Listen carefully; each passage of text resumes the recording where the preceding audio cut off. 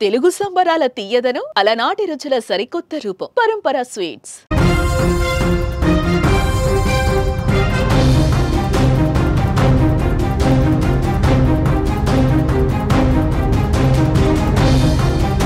విశాఖలో గర్భిణీ హత్య వెనుక సంచలన నిజాలు బయటకొస్తున్నాయి. ఓ కసాయిని నమ్మి అనూష బంగారం లాంటి జీవితాన్ని నాశనం చేసుకుంది. ప్రేమ పేరుతో దగ్గరై పెళ్లి చేసుకున్న జ్ఞానేశ్వర్ నిజ స్వరూపాన్ని అర్థం చేసుకోలేక అనూష దారుణ హత్యకు గురైంది. వేరువేరు కులాలకు చెందిన వీరిద్దరూ 2022లో ప్రేమించి పెళ్లి చేసుకున్నారు. మధురవాడలోని ఓ అపార్ట్మెంట్లో నివసిస్తున్నారు. జ్ఞానేశ్వర్ స్కౌట్స్ అండ్ గైడ్స్ స్కూళ్లలో ట్రైనింగ్ ఇస్తూ ఉంటాడు.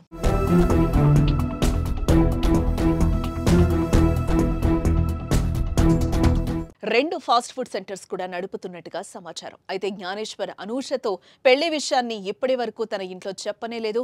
అనూషకు తన అమ్మా నాన్నను పరిచయమూ లేదు. దువాడకు చెందిన జ్ఞానేశ్వర్ ఏదో ఉద్యోగం చేస్తున్నట్టు వారిని నమ్మించి మధురవాడలో అనూషతో ఉంటున్నాడు.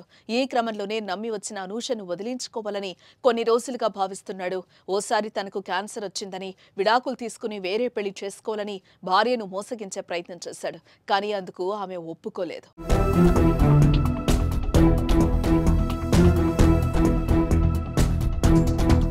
జ్ఞానేశ్వర్కు అనూషను వదిలించుకోవాలనే ఆలోచన వచ్చినాటి నుంచి వీరి మధ్య మనస్పర్ధలొచ్చి గొడవలు జరుగుతూనే ఉన్నాయి.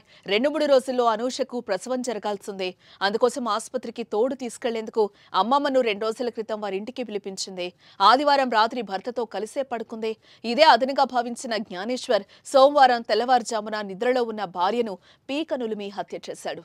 ఉదయమైన మనవరాలు ఉలుకు పలుకు లేకుండా ఉండడంతో అమ్మమ్మ కంగారు పడి జ్ఞానేశ్వర్ను పిలవగా ఏం తెలియనట్టు నటించి ఆసుపత్రికి తరలించాడు. కానీ అప్పటికే ఆమె చనిపోయింది. అయితే అతడిపై అనుమానంతో పోలీసులు విచారించగా చేసిన దారుణం చెప్పాడు. ఇంటికి ఆలస్యంగా వస్తూ ఉండడంతో తనను అనూష అనుమానించి మానసికంగా హింసించిందని విసుగు చెంది గొంతు నులిమి హత్య చేసినట్టుగా అంగీకరించాడు. అనూష తండ్రి 4 ఏళ్ల క్రితం చనిపోగా తల్లికి సరిగా కళ్ళు కనిపించో ఆమెకు అండగా ఉండాల్సిన భర్తే ఇలా చేయడంతో అంత విషాదంలో మునిగిపోయారు.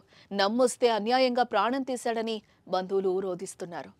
ప్రజెంట్ అనూష గారి తల్లి మన ముందున్నారు. అమ్మ నమస్తే. అమ్మ మీకు కళ్ళు కూడా కనిపించలేని పరిస్థితి. అసలు ఏం జరిగిందమ్మా? అసలు అనూషకి ఈ యొక్క జ్ఞానేశ్వర్కి ఎప్పటి నుంచి పరిచయం? ఇక్కడ ఉండదండి, వెళ్దండి. నేను అడ్డూర్లో పైన ఉంటానండి, వీళ్ళమ్మ వైజాగ్లో ఉంటారండి, మా చిన్న అమ్మాయి వాళ్ళ కింద ఉంటారండి. నాకేం తెలియదండి. నేను 3 సంవత్సరాలు కోమాలో ఉన్నానండి. ఇప్పుడు దాకా మంచం మీద ఉన్నానండి. ఇవాళ బయటకు వచ్చాను. ఎక్కడికి మంచం నుంచి లేసాక 3 సంవత్సరాల తర్వాత నేను ఎక్కడికి వెళ్ళలేదండి. ఇదే రావడం. అసలు తెలుస్తూ ఉంటుందా వాళ్ళు ఎలా ఉన్నారు ఏంటి? అవి ఎప్పుడైనా మీకు ఏమీ తెలియట్లేదండి. వాళ్ళు ఎలా ఉన్నారు ఏంటి అసలు ఏమి తెలియదండి. ఆ చిన్న పాప వాళ్ళ కింద ఉంటున్నారు కానీ ఎక్కడికి వెళ్తున్నారో ఎక్కడ ఉంటున్నారో కూడా తెలియదండి. అనూష యొక్క బాగోగాలని ఎవరు చూసేవారండి? వాళ్ళ డాడీ ఉండేవారండి, అన్నీ ఆయనే చూసుకునేవాడు. అయితే వాళ్ళ డాడీ కూడా మన చచ్చిపోయారు. 2 సంవత్సరాలు అయిపోతుందని చచ్చిపోయారు. వాళ్ళ డాడీయే చదివించారండి, వచ్చిలో చేశారు. వాళ్ళ డాడీ చచ్చిపోగానే ఎవరిని తగిలించుకుని పెళ్లి చేసుకున్నారు. వాళ్ళ డాడీ ఉంటే పెళ్లి అవుతుందండి. 24 గంటల్లో ఒక బిడ్డకి జన్మనిచ్చి తను అమ్మతనాన్ని పొందే టైంలోని ఎంత కిరాతకానికి ఎగబడ్డాడంటే ఆ నీచుడు అసలు ఎలాంటి తత్వం ఉన్న మనిషి జ్ఞానేశ్వర్ అంటారు. నా పిల్లలే మా ఆయన చచ్చిపోయాక మా పిల్లలే చూస్తున్నారండి. ఇప్పుడు ఆవిడ కూడా చంపేసాడు. ఇప్పుడు నన్ను ఎవరు చూస్తారండి? నాకు ఎవరున్నారు? ఆ పిల్లలే ఉన్నారు, వాళ్ళే చూస్తారు అన్నాడు మా ఆయన.